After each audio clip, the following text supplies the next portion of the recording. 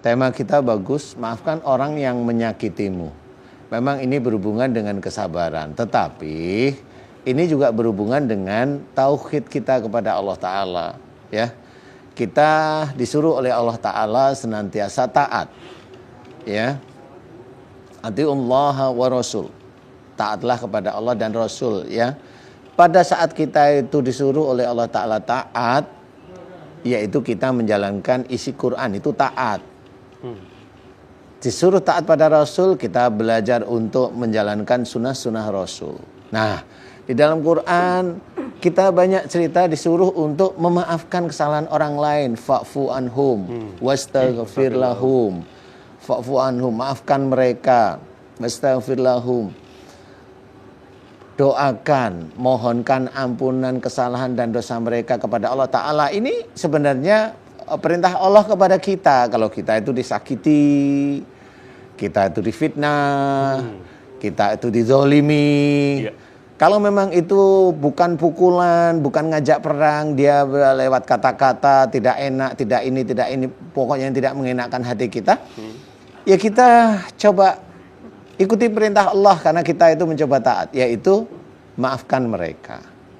Kita disuruh oleh Allah Ta'ala memaafkan kesalahan mereka, walaupun mereka itu menyakiti kita. Biarkan nanti Allah yang akan mengatur bagaimana mereka nantinya di dunia ataupun di akhirat. Kita tidak usah berpikir dengan emosi kita, enggak, walaupun dia itu khianat kepada kita, biarin aja. Walaupun dia fitnah kepada kita, biarin. Kenapa itu fitnah itu bisa muncul? Karena Allah mengizinkan fitnah itu muncul.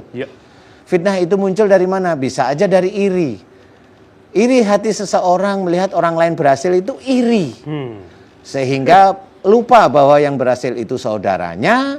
Kemudian dia karena iri menceritakan pada kelompoknya. Di kelompok itu menjadi fitnah, dan di kelompok itu disebarkan ke semua kelompoknya dia. Ini menjadi fitnah dan itu menjadi dosa jariah. Ya, tidak sadar sebenarnya. Padahal itu yang dia sakiti, dia fitnah itu saudaranya sendiri. Ya, senantiasa membaca asyhadu alla ilaha illallah wa asyhadu anna muhammadar rasulullah, itu saudaranya sendiri tetap aja difitnah. Nah, disinilah orang tidak sadar bahwa dia itu, kalaupun ada saudaranya yang salah, salahnya di mana?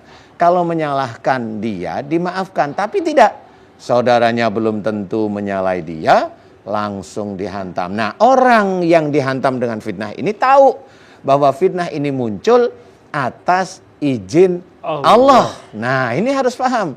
Sehingga pada waktu fitnah ini muncul atas izin Allah, kita belajar untuk memahami bahwa ini ujian saya. Kemudian kita harus bagaimana? Saya akan maafkan kesalahan dia karena Allah, dan mudah-mudahan dosa-dosanya diampuni atau agar dia diselamatkan oleh Allah Ta'ala dunia dan akhirat. Amin.